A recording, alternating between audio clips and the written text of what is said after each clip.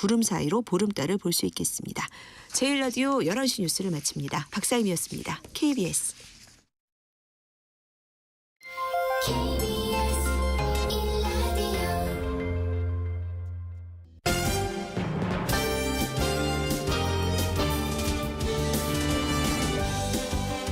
KBS 1라디오 신성원의 오늘 세계는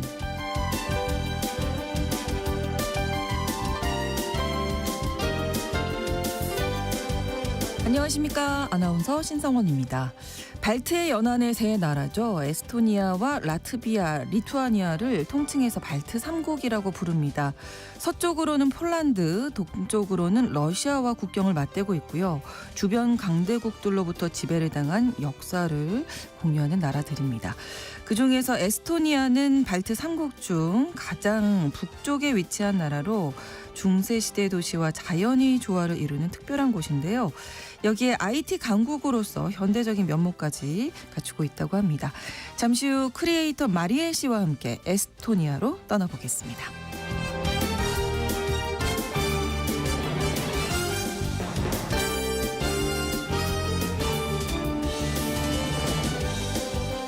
오늘 주목할 국제사회 뉴스는 헤드라인 뉴스와 키워드로 정리해드리겠습니다. 2월 10일 수요일 KBS 1라디오 신성원의 오늘 세계는 시작합니다.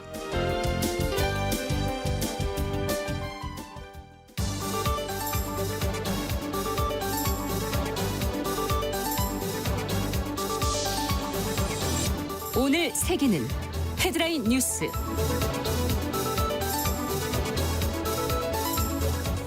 네타냐후 이스라엘 총리가 15일 정오까지 인질 석방이 이뤄지지 않을 경우 가자 지구 휴전이 끝날 것이라고 하마스에 경고했습니다.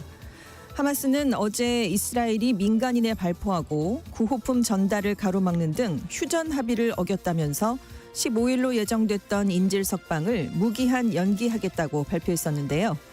이스라엘은 인질 석방이 이루어지지 않으면 하마스를 최종 격파할 때까지 격렬한 전투에 나서겠다고 강조했습니다.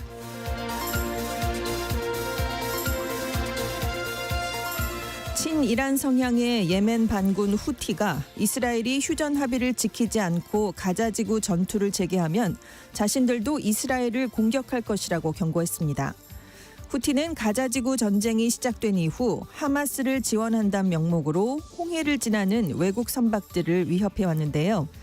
지난달 가자지구 휴전 이후 후티도 공격 중단을 선언하면서 홍해 항로가 안정되고 있지만 가자지구 휴전이 파기되면 후티의 항로 위협도 재개될 가능성이 높습니다.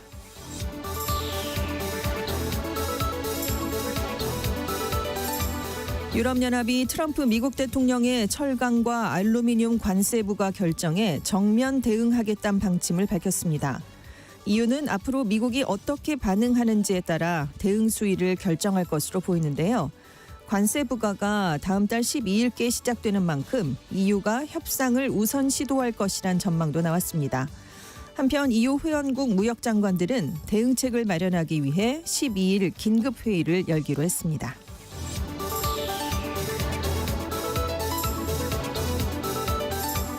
트럼프 행정부가 우크라이나 전쟁 종식을 위한 외교에 앞서 대러시아 제재를 단행했습니다.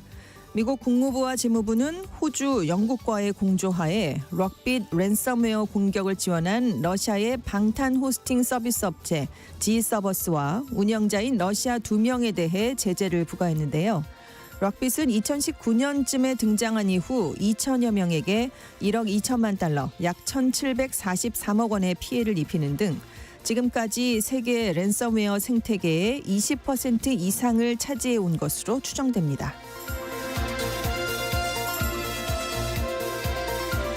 미국 연방준비제도의 제롬 파월 의장이 기준금리 인하를 서두를 필요가 없다는 기존 입장을 재확인했습니다.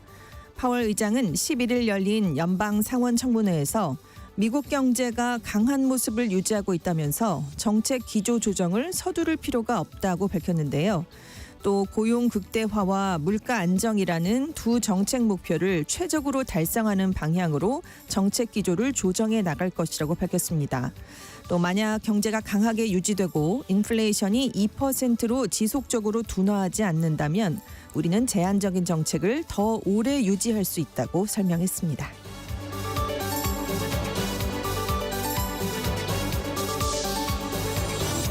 오늘의 헤드라인 뉴스 외신캐스터 전주현 씨가 전해주셨습니다. 이번에는 키워드로 정리한 국제사회 뉴스를 살펴보겠습니다. 첫 번째 키워드인데요. 모든 지옥을 경험하게 될 것이다. 네, 좀 무시무시한 경고인데요. 네. 트럼프 미국 대통령이 하마스에게 한 경고입니다. 네타냐후 이스라엘 총리가 이제 11일자로 15일 정오까지 인질 석방을 안 하면 휴전이 끝난다라고 먼저 경고를 했는데요. 네. 이 하마스가 이스라엘이 가자지구 북부로 주민들이 돌아가는 걸 좀 방해하고 있다. 민간인에게 발포도 한다. 연료나 텐트 같은 구호품 전달을 가로막는다. 이건 휴전 합의를 어긴 거니까 우리도 15일로 예정됐던 인질 석방을 무기 연기하겠다라고 얘기를 했기 때문입니다. 네. 15일에 석방이 될 사람들은 9명이었던 것으로 알려졌는데요. 하마스가 이렇게 나오니까 트럼프 대통령이 15일 정오까지 인질들이 풀려나지 않으면 휴전은 취소돼야 된다. 만약 그러면 온갖 지옥이 쏟아져 나올 것이다. 이런 경고를 했습니다. 네. 하마스가 지금 겉으로 내세운 이유는 이스라엘이 휴전 협정을 안 지켰다라는 건데요. 네네. 사실 그 안을 잘 들여다보면 최근에 트럼프 대통령이 발표했던 가자지구 소유 방안, 주민 이주 계획에 대해서 반감을 가져서 이러는 게 아니냐 이런 분석이 나왔습니다. 네. 그렇지만 트럼프 대통령 오늘도 계속해서 팔레스타인인들은 가자지구로 돌아갈 권리가 없다라고 지금 주장을 하고 있고요. 하마스가 인질 일부가 아닌 전부를 석방하지 않으면 휴전협정도 취소할 수 있다라는 얘기까지 내놨습니다. 그래서 지금 가자 전쟁 종식을 위한 휴전협정이 또 결렬되는 게 아니냐. 그러면 중동 정세는 더 요동을 칠 수밖에 없는데요. 그렇죠. 이스라엘군과 하마스가 이제 전쟁이 시작된 지 15개월 만인 지난달 19일에 다시 한번 휴전에 들어갔습니다. 그래서 하마스가 지금까지 생존해 있는 인질 21명을 석방했고요. 이스라엘군은 그 대가로 팔레스타인 수감자 730여 명을 풀어줬습니다. 네. 하지만 아직도 생존자, 사망자를 앞에서 인질 73명이 가자지구에 남아있는 것으로 알려지고 있습니다. 네. 휴전 소식 전해드리면서 네. 좀 이제 좀 정리가 되나 보다 이렇게 생각을 했었는데 네. 중동 지역 정세 긴장을 늦출 수가 없는 것 같습니다. 불안합니다. 그렇습니다. 자, 다음 키워드 사지 않아도 가질 수 있다. 네, 이게 어떻게 되는지 모르겠는데요. 트럼프 미국 대통령이 11일에 압둘라 2세 요르단 국왕과 정상회담을 했습니다. 네네. 그래서 이 자리에서 역시 가자지구의 그렇죠. 개발 구상 다시 한번 강조하고 가자지구 주민 받아들여라라고 요르단에 압박을 가했는데요. 네.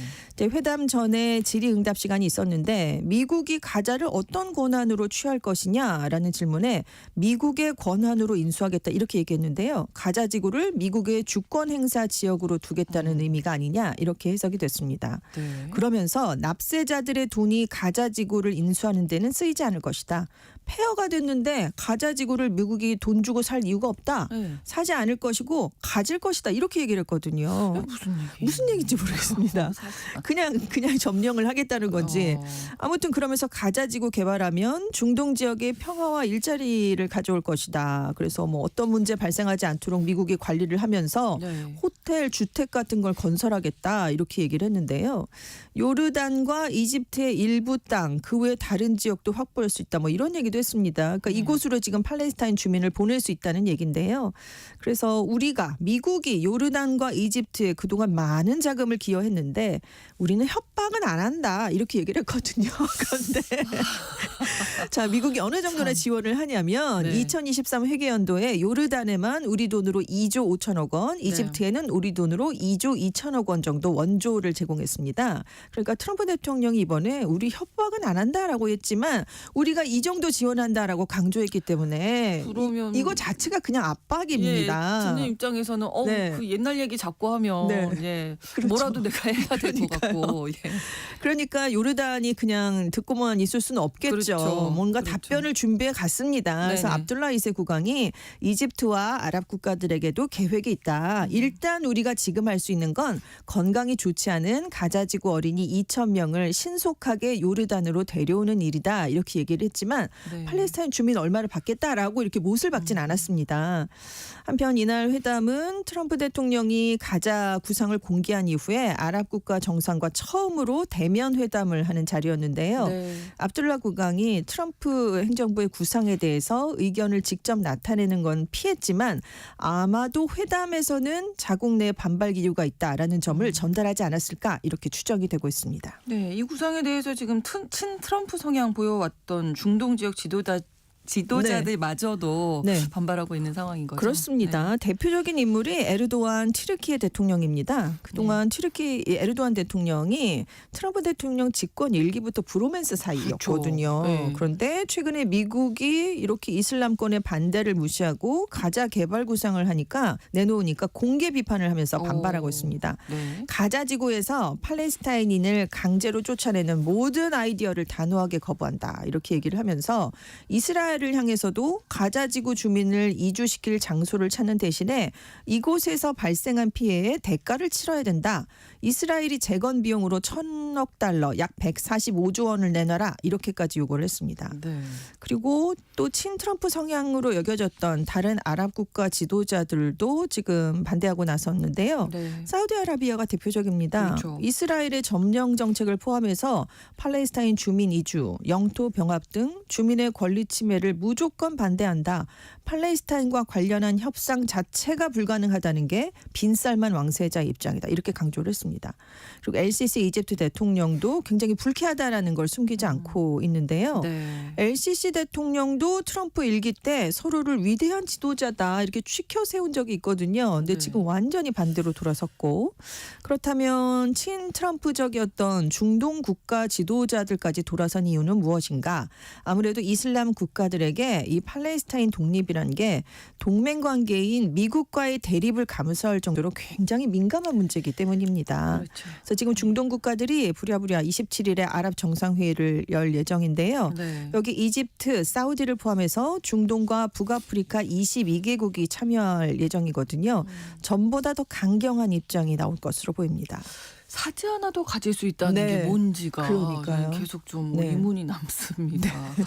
다음 키워드 늦었다고 생각할 때가 가장 빠른 때다. 네, 11일에 프랑스 파리에서 제3차 인공지능 정상회의가 열렸습니다. 이 네. 자리에서 유럽이요. 인베스트 AI 이니셔티브라는 걸 발표를 했는데 지금 미국과 중국에 뒤처져 있는 인공지능을 육성하기 위해서 2천억 유로 약 300조 원을 투입하기로 했습니다. 이게 유럽 안에서 AI 인프라를 구축하기 위한 민관 협력 프로젝트인데요. 지금 300조 원이나 되니까 네. 이걸 투자 규모로만 따지면 AI 분야에서 세계 최대의 투자입니다. 네. 또 유럽의 60여 개 회사가 투자를 약속하는 유럽 AI 챔피언 이니셔티브라는 별도의 회의체도 마련하고요. 유럽 전역에 초대형 AI 모델 훈련에 특화된 AI 기가 팩토리를 최소 4군데 구축할 것으로 알려졌습니다. 네. 그래서 미국, 중국이 앞서 나가고 유럽은 AI에서 뒤처졌다라는 말을 자주 듣는데 동의하지 않는다라고 폰데어라이엔 EU 집행위원장이 밝혔거든요. 네. 그러면서 AI 경쟁은 아직 끝나지 않았다. 이제 시작에 불과하다라면서 EU가 내리고 있는 AI와 관련한 규제도 대폭 줄이겠다고 밝혔습니다. 네, 지속 가능한 AI 개발을 하겠다 이런 선언문도 이제 참가국들이 채택을 했는데 여기에 미국과 영국이 네. 서명을 하지 않았네요. 약간 그 효과가 좀 떨어질 수밖에 없는데요. 이 선언문에는 58개국 정부, EU, 아프리카 연합, 중국도 서명을 했습니다. 네. 그래서 윤리적, 민주적, 친환경적 AI 개발을 추구하겠다라고 합의를 했는데요. 네. 그러니까 무분별하게 AI를 개발하면 이게 심각한 범죄 또 불평등으로 이어질 수 있으니까 그런 가능성을 좀 고려하면서 개발하겠다라는 그런 의미의 합의였습니다. 네. 근데 사실 글로벌 AI 개발을 가장 앞서서 주도하고 있는 국가는 미국이거든요. 그렇죠. 미국의 참여가 중요했는데 서명을 하지 않았습니다. 왜냐하면 미국은 AI를 미래 산업 패권 경쟁으로 여겨서 중국과의 경쟁에서 주도권을 놓칠 수 없다라는 입장이기 때문입니다. 그리고 이제 미국에서 다양성, 형평성, 포용성 정책을 트럼프 행정부 시작부터 폐기하지 않았습니까? 네. 그래서 AI의 윤리적 사용을 공동 선언문에 강조했는데 이 취지와 트럼프 행정부는 굉장히 다른 결이다라는 점도 한 이유로 꼽히고 있고요. 네. 그래서 이번 회의에 벤스 미국 부통령이 참석을 했는데 AI 분야에서도 아메리카가 퍼스트다라고 또 선언을 했습니다. 네. 그래서 오히려 EU가 미국 빅테크 기업들의 규제를 가하고 있는데 이거는 혁신을 파괴하는 조치가 아니냐라고 비판하기도 했고요. 네. 근데 여기에 지금 미국뿐만이 아니라 영국도 서명을 안 했습니다. 네. 그래서 일단 내세운 이유는 국익과 관련된 요구사항이 충분히 반영되지 않았다라고 했지만 네. 가디언지는 트럼프 행정부 눈치를 보는 게 아니냐. 그래서 보조를 맞췄다라는 지적이 많다라는 보도를 내놨습니다. 네.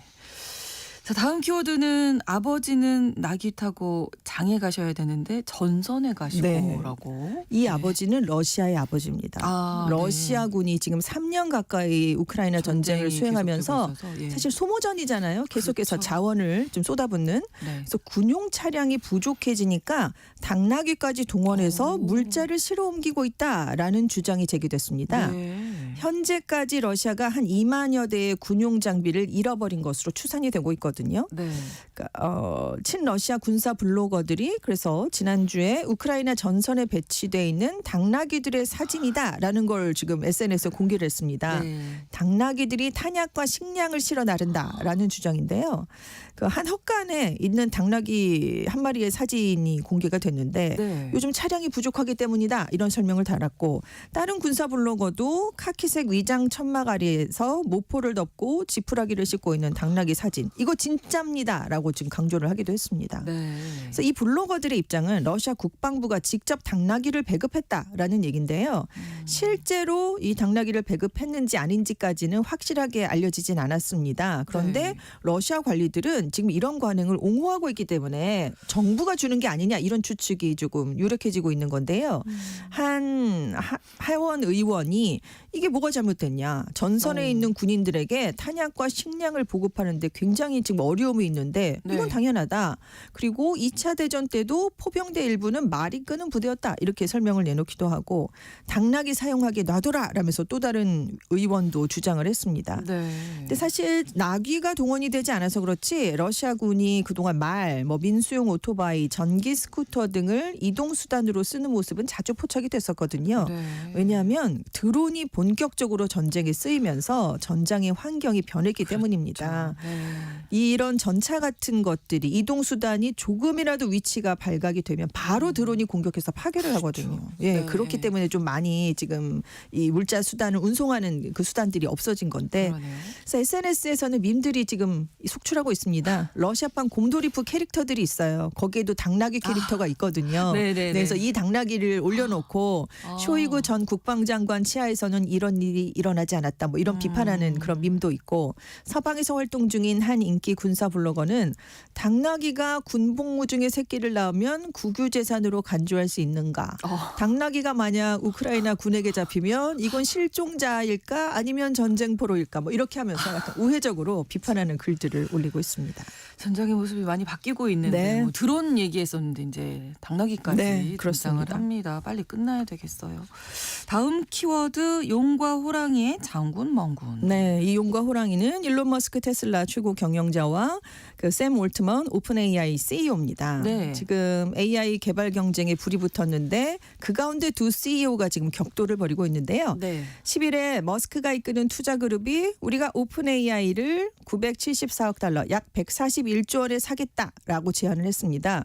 그러니까 올트먼이 바로 거절을 하면서 당신이 원한다면 우리가 X를 97억 달러 정도, 약 14조 원에 사주겠다 이렇게 맞받았거든요. 네. 그러니까 머스크가 또다시 올트먼은 사기꾼이다 뭐 이러면서 맹 비난하는 그런 일이 벌어지고 있어요. 네.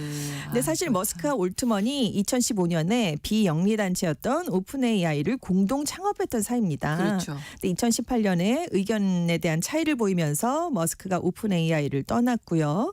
여러 차례 올트먼을 고소를 했는데 머스크는 올트먼이 인류의 혜택보다 이익을 우선시해서 오픈 AI 창립 계약을 위반했다라는 입장입니다. 그리고 마이크로소프트의 투자를 받은 건 이건 사실상 합병이 아니냐 반독점이다라면서 소송을 제기했는데 네. 머스크의 입장은 통제되지 않은 AI는 인류에 위험할 수 있다. 오픈 AI는 비영리 기업으로 운영이 돼야 된다라는 입장입니다.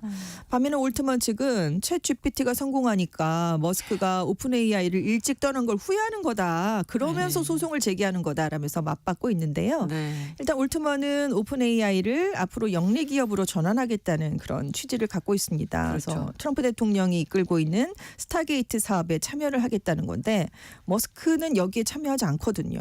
그래서 그들은 돈이 없다 이렇게 지금 비판하고 있는데 사실 이 두 거물이 지금 대립을 하니까 네티즌들은 우려하고 있습니다. 네. 올트먼을 비난하는 머스크의 엑스에는 왜 트럼프 대통령이 부탁한 대로 협력을 하지 않느냐. 두 사람은 트럼프 대통령의 비전을 실현하기 위한 파트너란 점을 이해해야 한다라는 미국 네티즌의 댓글이 이어지고 있다고 합니다. 뭐 그대로 뭐 목표를 위해서는 사실은 협력해야 할 네, 사이인데 네. 그러지 못하고 있네요. 그렇습니다. 좁혀지지 않을 것 같은데. 아, 용과 호랑이가 싸우면 이게 어떤 결과가 나올지 그러니까요. 우려가 네. 됩니다. 다음 키워드입니다. 나쁜 습관이 반복되면 중독이 된다. 네, 왜냐하면 겨울철에 실내에서 빨래를 말리는 분들 많으신데요. 네네. 문 열기가 추우니까 문 열면 그렇죠. 잘 안 마르죠. 안 마르고요. 네. 건강에 심각한 폐 손상이 발생할 수 있다라는 연구 결과가 나왔습니다. 맨체스터 대학교 연구팀이 실내에서 젖은 빨래를 건조하면 실내 온도가 급격하게 상승하는데 이러면 곰팡이가 번식하기 좋은 환경이 조성이 된다. 습도가 이제 올라가니까. 그렇습니다. 특히 아르페스 길루스 곰팡이 포자를 흡입하면 치명적인 폐 감염을 유발할 수 있다라고 경고했는데요. 네네. 최근에 이 곰팡이 포자를 흡입해서 질병을 앓는 환자가 증가하고 있다라고 연구팀이 주장을 했습니다. 네. 그러면서 한 번의 세탁물에서 약 2리터의 수분이 실내로 방출된다. 좀 굉장히 많은 양이죠, 꽤 많은 생각보다. 양이네요. 물론 대부분의 좀 건강한 사람은 이 곰팡이에 면역이 있거나 쉽게 극복을 할 수 있는데 네. 천식 환자는 기침이 좀 심해질 수 있고 또 면역력이 약한 분들은 폐 아르페스 길루스증이라는 심각한 폐 손상을 불러올 수 있다라는 지적입니다. 네. 이 경우에 아주 심하면 생명도 위험해질 수 있다라는 건데요.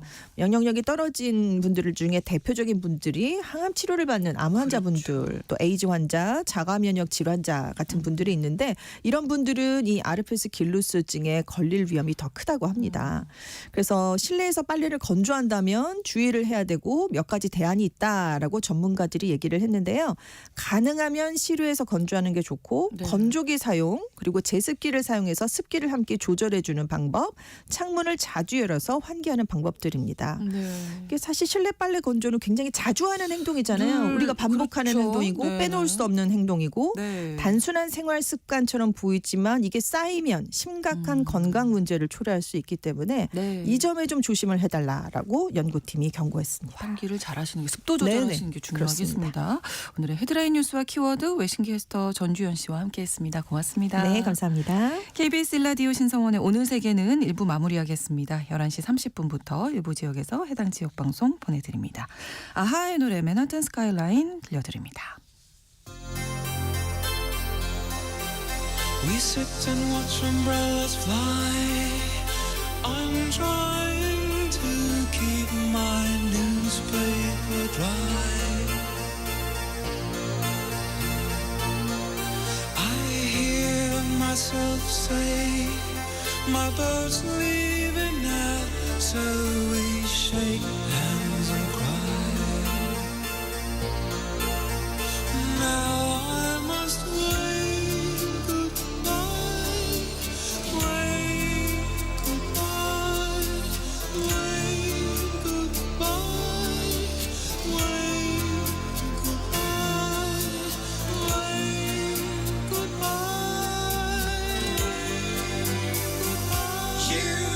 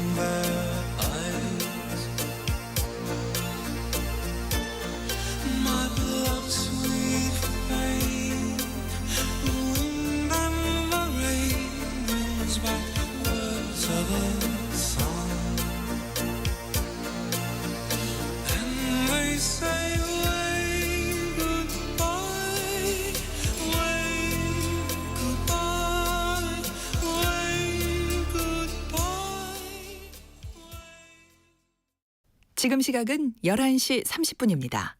KBS Ladies and gentlemen. 국제사회의 다양한 뉴스를 한눈에 KBS 1라디오 신성원의 오늘 세계는 세계를 바로 보는 최소한의 투자입니다.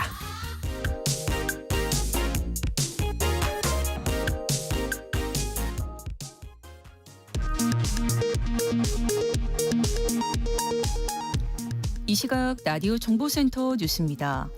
국회가 오늘 정치, 외교, 통일, 안보 분야 대정부 질문을 시작으로 사흘간 대정부 질문에 돌입합니다. 12.3 비상계엄 사태 당시 국무위원들의 대응과 내란 혐의 수사, 헌법재판소 심리 절차 등을 놓고 공방이 예상됩니다. 국민의힘 권성동 원내대표는 헌법재판소가 검찰 피해자 신문조사를 윤석열 대통령 탄핵 심판의 증거로 쓰기로 결정한 데 대해 법치가 아니라 인치라고 비판했습니다. 민주당과 조국혁신당은 이에 대해 파면 결정에 대한 불복 속셈, 밑자락 깔기라고 비판했습니다.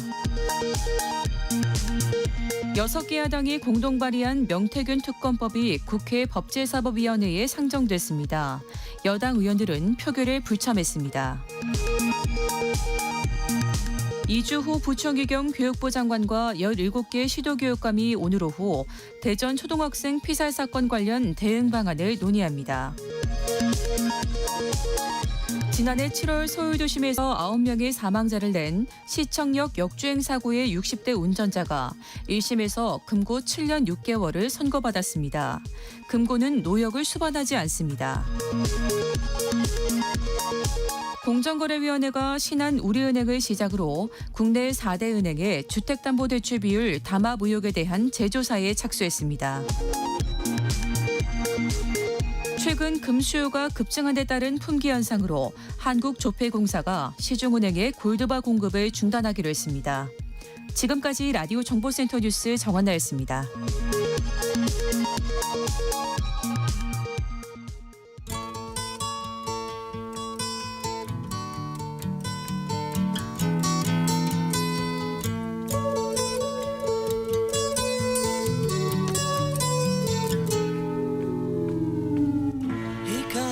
글로벌 이슈 초대석입니다. 한국에 살고 있는 글로벌 이웃과 함께 지구촌에 대한 이해를 쌓아가는 시간인데요. 오늘은 에스토니아에서 오신 마리엘 씨와 함께하겠습니다. 어서 오세요. 반갑습니다. 안녕하세요. 에스토니아에선 마리엘입니다. 네, 조금 더 소개를 좀 부탁드릴까요? 네. 저는 2019년부터 네. 한국에 살고 있고요. 사실 한국어 독학했어요. 독학을 하셨다고요? 네. 2011년부터 이제 한국에 관심을 갖게 되고 네. 이렇게 독학을 하다가 한국에 오는 게 꿈이어가지고 이제 2019년에 여기 와서 대학원 다니러 왔어요. 연세대학교 언론홍보영상학과. 예. 그리고 그때부터 쭉 한국에서 생활을 하고 있어요. 그러시군요. 독학으로 한국어를 이렇게 잘하신다고. 방송에서 인터뷰를 하실 만큼.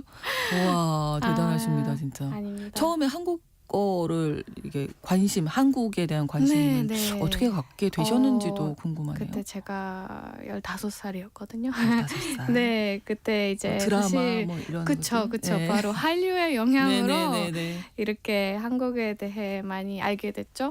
근데 그때 당시 에스토니아는 사실 뭐 세종학당도 없었고 네. 한국에 대한 그런 인지도가 그렇게 높지는 않았던 것 같아요. 그랬을 거예요. 특히 한국 대중문화 사람들이 잘 몰랐어요. 아직 뭐 그때. 지금처럼 이럴 때가 아니니까. 그때는 이러진 않았어요. 네, 이렇게 붐이 아니었죠. 그래서 그때 저는 뭔가 되게 흥미로워 보였어요. 뭐 K-pop 이런 뮤비도 화려하고 또 드라마도 확실히 에스토니아 문화랑 많이 다르다는 느낌도 들고 또 언어 자체가 뭔가 매력적인 게 있어서 이렇게 독학을 취미로 시작을 했고 쭉 이렇게 한국 올 때까지 노력을 해서 왔습니다. 대학원까지 공부하신 거잖아요. 그리고 이제 그 전에 제가 학부는 에스토니아에서 했는데 대학교 다녔을 때는 여기 교환학생으로도 경북대학교 또 6개월 동안 지냈고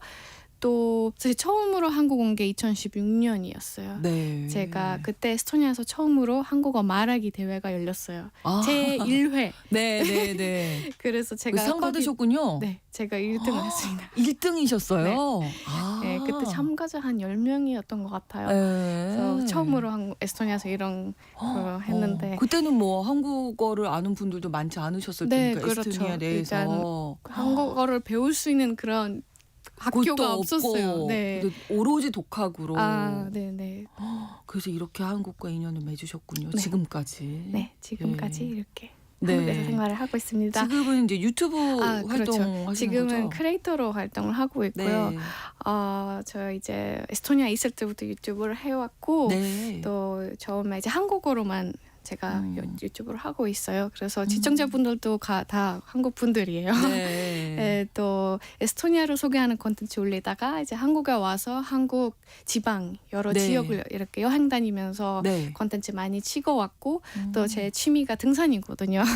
네, 저 자연도 너무 좋아하고 그래서 한국의 산을 알리는 콘텐츠도 많이 찍었어요. 또 환경에 특히 관심이 많아서 환경 관련해서도 콘텐츠 많이 제작을 하고 있어요. 특히 저 뭐 환경 단체에서도 뭐 쓰레기 줍기 활동 이런 거 좀 많이 하고 있어요. 그래서 산 다니면서도 제 주변에 보이는 쓰레기들이 갑자기 많다고. 눈에 띄더라고요. 네. 그래서 안 되겠다 그냥 무시하고 지나갈 수 없어서 이렇게 영상으로도 담고 또 이런 걸 좀 여러분도 산 타면 쓰레기 봉투 하나 챙겨 가세요. 이런 함께 하시자고. 네, 함께 네. 하자고 이렇게 콘텐츠를 올리고 있어요. 그야말로 자연을 사랑하는 마리에신데요. 네, 에스토니아에서 왔으니까요. 네. 에스토니아는 또 자연이 아름다운 곳이잖아요. 네, 자연이 아주 아름다운 맞습니다. 곳입니다. 근데 등산이 취미이신데 가장 좋아하는 산 있으세요? 그러면 한국에서 여러 군데 산을 너무 많이 다 봐서요. 네. 한국에 사실 에스토니아는 평지거든요. 그래서 산 자체가 없어요. 언덕 정도 가장 높은 산은 한 300m 정도 되나요? 언덕이네요. 네, 완전 언덕이죠. 예. 이제 한국에 와서 제가 인상적이었던 산은 저는 가야산이 가야산. 네, 가야산이 진짜 멋있었어요. 겨울에 네. 갔는데 완전 설경이었어요. 그래서 그 풍경이 진짜 예. 제가 너무 부끄럽네요. 인상적이었어요. 저는 사실 안 가봤거든요. 산을 많이 올라보지 못해서. 예. 아직 기회가 있으세요. 예, 저도 가보세요. 이제, 지리산 뭐 이런. 지리산도 곳도 너무 가보고 아름답죠. 싶고. 지리산도 네. 가봤어요. 네, 화엄사 홍보대사시라면서요. 네, 화엄사 홍보대사 1년 동안 했어요. 네. 그래서 그때 지리산도 가보고. 예. 네, 맞아요.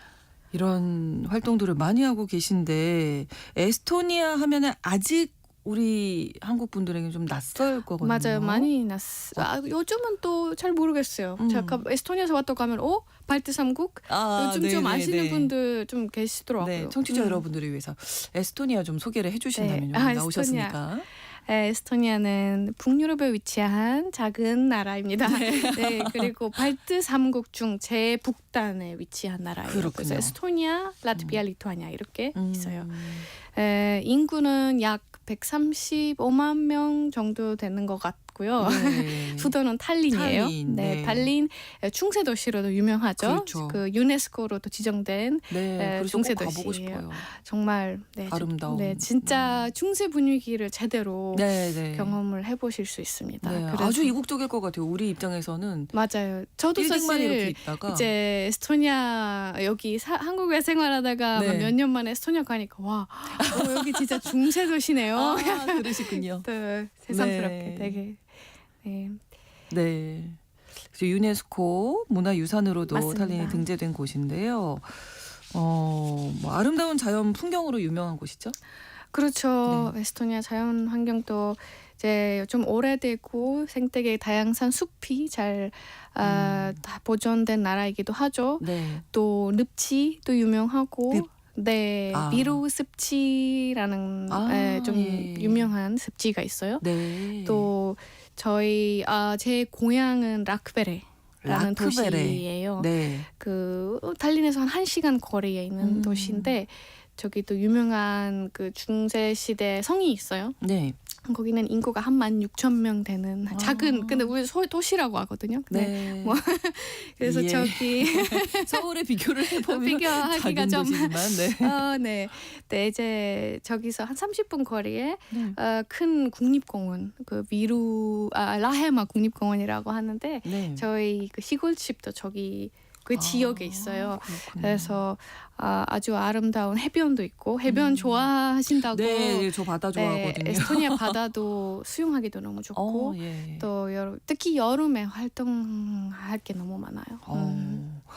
이 에스토니아 사람들이 정말 이제 마리에 씨처럼 자연을 사랑하잖아요. 그래서 성에도 예 자연에 이 동물 이름 많이 붙였다면서요. 맞아요. 네. 에스토니아는 좀 특이한 것 같아요. 제가 봤을 때도 사실 이 사실을 최근에 알게 된 건데 네. 그 이제 작년 여름에 에스토니아 갔는데 거기 그 우리도 그 산림 박물관이라는 곳이 있어요. 거기 네. 가보니까 에스토니아의 그 뭐 예를 들어 거리나 장소 이런 위치 명이 있는데 거기서 숲이라는 에스토니아 말로 매치라는 단어가 네. 들어가는 지역 이름이 2만 개 넘는다고 해요. 그러니까 그만큼 되게 숲이랑 관계가 깊은 나라라고 생각해요. 숲이 그만큼 많아요. 뭐 지금은 그때보다 뭐 좀 벌채 많이 줄었겠죠. 살림 그런 파괴 문제도 좀 있지만 네. 그런 그래도? 것도 있고 또 에스토니아 사람 이름 특히 성을 네, 봤을 네. 때도 되게 단순한 성이 많아요. 네. 특히 자연적인 그런 요소, 자연이랑 관련된 단어 들어간 이름이 많아요. 네. 성, 특히 성. 예를 들어 뭐 바다, 바람,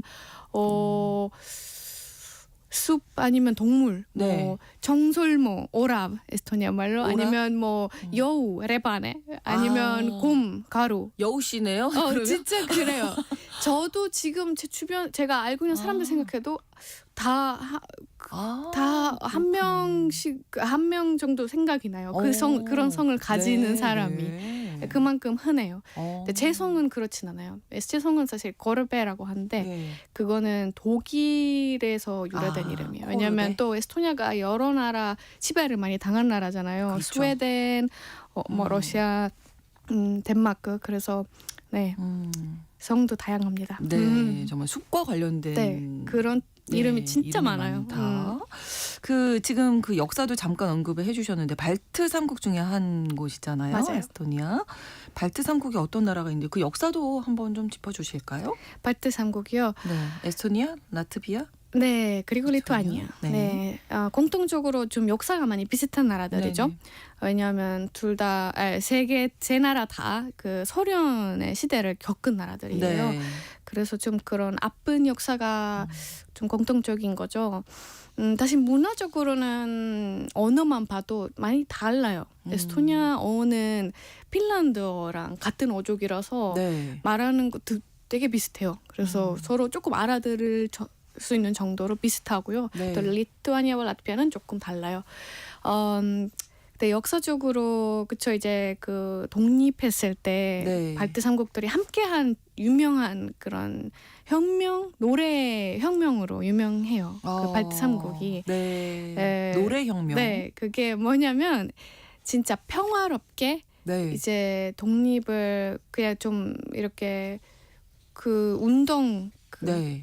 독립 운동을 했어요. 에스토니아 사람들. 네. 그때 소련 시대는 사실 뭐 이런 애국가 아니면 뭐 민족 에스토니아 네, 네. 민족 그 민요 같은 거를 부르면 안 되는 시절이었는데 에스토니아 사람들을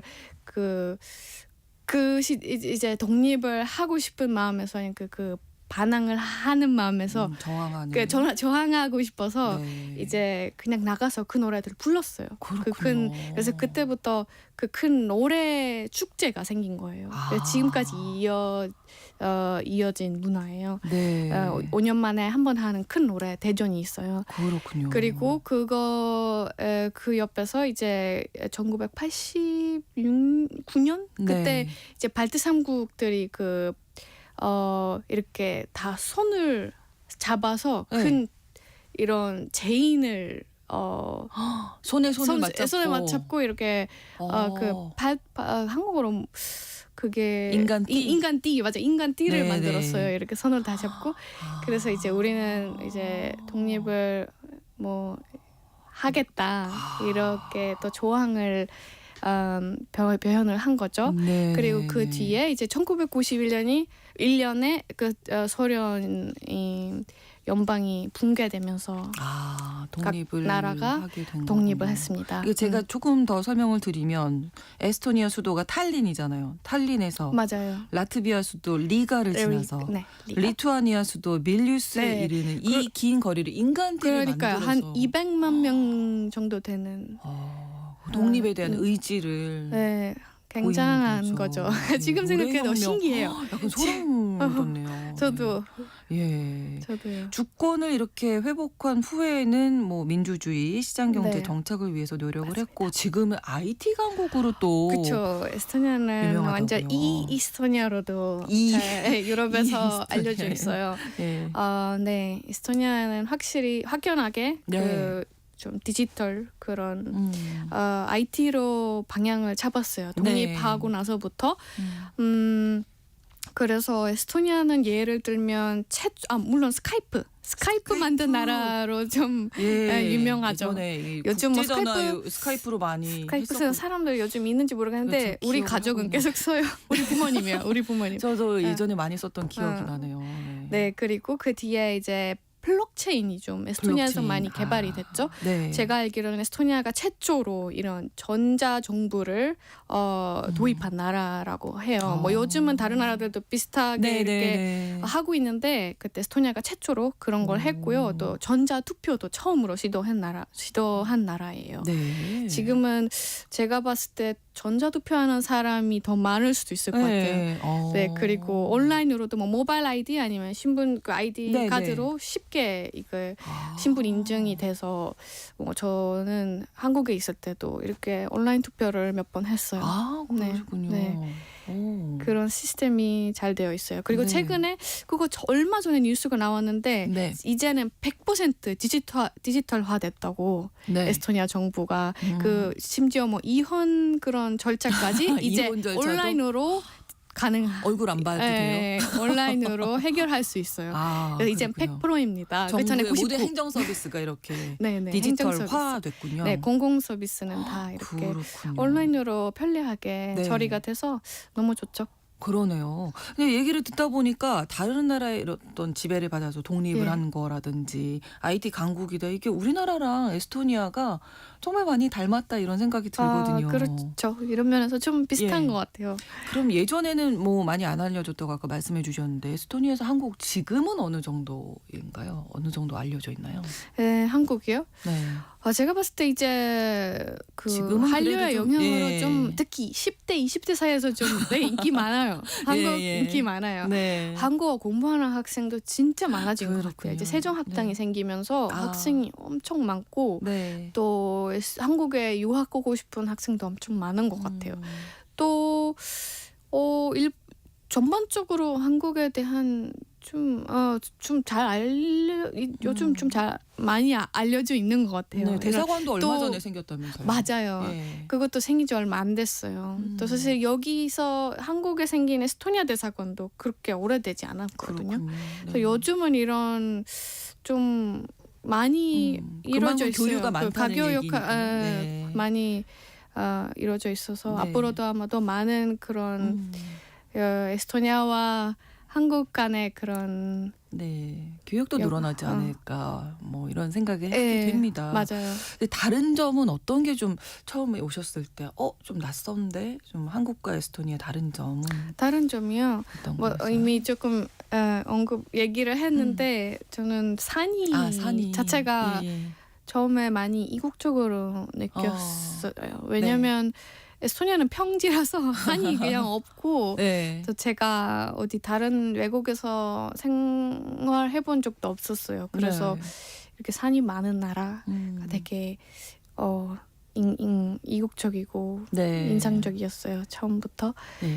또 사람은 어때요? 사람들의 사람이요? 성향 같은 것들? 제 생각에 성향이 좀 비슷한 것도 있어요. 예를 들면 그런 뭐 스몰 토크 별로 북유럽 사람들 안 좋아하지 않잖아요. 좀 네. 한국 사람들보다 더 좀 과묵하고. 근데 사실 사람들이 막 차가운 것보다 그냥 처음에 그 첫인상이 그렇게 그래 보일 수 보일 수 있는 거죠. 근데 또 친해지면은 되게 정이 많고 그런 게 좀 비슷한 것 같기도 해요. 근데 또 다른 면은 약간 확실히 더 개인주의적인 그런 성향이 있어요. 북유럽 사람들, 특히 에스토니아 사람들도 또 뭐 인구가 적잖아요. 그래서 거리두기 뭐 일부러 이렇게 할 필요도 없어요. 왜냐면 그냥 다 자연스럽게 그렇죠, 이렇게 그렇죠. 면적 대비 멀리 인구가 워낙 적기 때문에 인구가 밀집되지 않아서 그냥 떨어져 있어요 사람들. 네, 그리고 저는 한국에서 이제 생활하면서 느낀 게 확실히 그런 연대의 힘이 좀 강한 것 같아요. 또 이런 공동체나 커뮤니티 문화 이런 게 좀 있는 것 같아요. 한국 사람들이 이제 다른 사람들과 함께하는 거 좋아하고 뭐 소속감을 느끼는 거 되게 좋아하는 것 같아요. 또 무슨 이런 억울한 일이나 뭐 그런 그 있으면 사람들이 또 함께 모여서 목소리를 잘 내는 것 같아요. 그게 너무 멋있는 것 같아요. 저 이제 환경단체에서 활동하면서 그거를 좀 느낀 것 같아요. 에스토니아 사람들도 이거 조금 더 필요한 것 같아요. 근데 물론 역사를 봤을 때 충분히 이렇게 했는데 뭐 이렇게 독립을 되게 열심히 함께 모여서 했는데 그래도 그게 한국 사람들이 그런 면에서 되게 멋있는 것 같아요. 함께하는 이 사람들의 힘을 좀 많이 느끼셨고, 맞아요. 그러니까 화엄서 홍보대사를 하셔서 종교가 그러면 혹시 불교? 그러니까 불교는 뭐 절하게 좀 관심이 있고 그냥 사찰 가는 거 좋아해요. 뭐 산 가다 보니까 사찰 가게 되잖아요. 그렇죠. 사찰이 산에 항상 어딘가에 숨어 있어서 그런 뭔가 평화롭고 그런 영적인 분위기가 되게 마음도 안정감을 주고 좋아요. 에스토니아는 대체로 어떤 종교? 그러니까 종교는 사실 뭐 역사적으로 봤을 때 이제 기독교는 있죠. 루터교 처음에 들어온 거고 그런데 그 퍼센트가 진짜 나는 기독교다 않나요? 이렇게 말하는 사람들이 그렇게 많지는 않거든요. 오히려 무교 퍼센트가 더 높아요. 그렇군요. 네, 무교가 더 많은데 근데 그 중에서도 사실은 무교이니까 뭐 아무 믿음이 없다 그런 것도 아닌 것 같아요. 저 어떤 통계를 봤는데 약간 종교는 없지만 뭔가 영적인 믿음이 있다고 믿는 사람들이 은근히 많아요. 그러면 에스토니아도 전통 신앙이 있는데 그게 좀 그 믿음이 좀 강해서 그래서 그 기독교를 더 많이 받아들이지 못한 이유 중 하나인 것 같기도 해요. 뭔가 영적인 존재에 대한 믿음은 있다. 맞아요. 그렇게 생각해요. 그래서 막 에스토니아 사람들 아무것도 안 믿는다 그렇게 말하고 싶지 않아요. 그렇군요. 자연이 아름다운 곳이다. 그래서 나는 자연을 사랑한다 이렇게 표현을 해주셨는데 에스토니아 갔으면 좋겠다. 이렇게 마음속으로 꿈꾸고 계신 분들을 위해서 여기는 꼭 가보라고 추천하실 만한 건 어디가 있을까요? 저는 그 에스토니아 그 북쪽에서 자라고 계속 그 태어났을 때부터 북쪽에 살아가지고 아무래도 제가 이제 저희 그 시골집 근처 동네를 꼭 추천드리고 싶어요. 왜냐면 저기는 유명한 국립공원이 있어요. 그 북쪽 해안에 걸쳐 있는 큰 국립공원인데 그 라헤마 국립공원이에요. 저기 뭐 숲도 있고 그 뭐 늪지도 있고 또 바다 그리고 여러 가지 작은 마을들이 다 포함된 지역이라서 에스토니아의 자연을 즐기기에 아주 좋은 지역이에요. 야외 활동도 많이 할 수 있고 뭐 트레킹 그런 코스도 많고 그런데 사실 에스토니아가 거기만 아니에요. 전 항상 에스토니아 거기 그 북쪽만 추천하는데 사실 에스토니아 남쪽에도 볼만한 게 되게 많아요. 또 에스토니아 남쪽으로 가면 좀 사투리를 쓰는 지역들이 있어요. 에스토니아도 사투리 있어요. 있겠죠. 뭐 나라가 작아서 없다고 생각할 수도 있는데 그래서 좀 더 에스토니아 좀 다른 문화를 분위기를. 더 깊이 알고 싶은 분들께는 좀 남쪽 지역을 예를 들어 라트비아와 바로 근접해 있는 도시 브루라는 도시가 네. 있는데 그쪽까지 가보시는 걸 추천드려요. 예. 좀 더 다른 에스토니아 문화를 경험해 보실 수 있을 것 같아요. 네, 수도 탈린 외에도 라크베레, 네, 그리고 예. 라크레 우리 고향. 예, 마리에 씨의 네. 고향까지 네. 그 라헤마 국립공원 기억하시면 좋을 것 같습니다. 맞습니다. 앞으로 한국에서 이루고 싶으신 꿈, 목표가 있으시다면요? 저는 뭐 일단은 그냥 지금 활동하고 있는 그 크리에이터 활동을 계속 하고 싶고 특히 네. 환경적으로 좀 많이 활동을 하고 싶어요. 왜냐면 이거는 어쩔 수 없는 일인데 앞으로는 뭐 기후 변화 아니면 환경 중요하죠. 문제들하고 우리 인류가 점점 더 많이 직면하게 될 수밖에 없을 그럼요. 시기라고 예, 생각해요. 예. 그래서 이런 좀 환경 문제나 그런 거 관련해서 좀 더 사람들한테 많이 알리고 좀 좋은 영향을 많이 끼칠 수 있는 사람이 될 수 있으면 예, 좋겠어요. 예. 한국에서. 네. 우리가 실천할 수 있는 가장 중요한 건 뭘까요? 환경을 지키기 위해서. 주변 관찰하기. 주변을 관찰하면 많은 것들이 보이기 시작해요. 네. 진짜 한번 산에 가보시고 그냥 네. 주변을 관찰해 보세요. 음. 산에 있으면 안 되는 것들이 눈에 보이기 시작할 거예요. 그러면 이 상황에서 내가 할 수 있는 게 뭘까? 똑같이 안 하고는 당연한 거고 그렇죠. 뭐 그리고 여유가 있으시면 산에 있으면 그거를 안 되는 치우시면 것들을, 되죠. 예, 아니면 치워줘야죠. 치워주시는 거죠. 네. 그런 거부터 시작하면 네, 될 것 같습니다. 주변을 잘 잘 둘러보면 네, 관찰하면 보입니다. 맞습니다. 네, 이 말씀 좀 새겨야 될 것 같습니다. 네. 오늘 글로벌 이슈 초대석에서는 숲과 산을 좋아하고 자연을 그야말로 아끼고 사랑하시는 크리에이터입니다. 에스토니아에서 오셨어요. 마리엘 씨와 함께 이야기 나눴습니다. 오늘 고맙습니다. 네, 감사합니다. KBS 라디오 신성원의 오늘 세계는 마무리하겠습니다. 내일 오전 11시 5분에 다시 뵙겠습니다. 고맙습니다.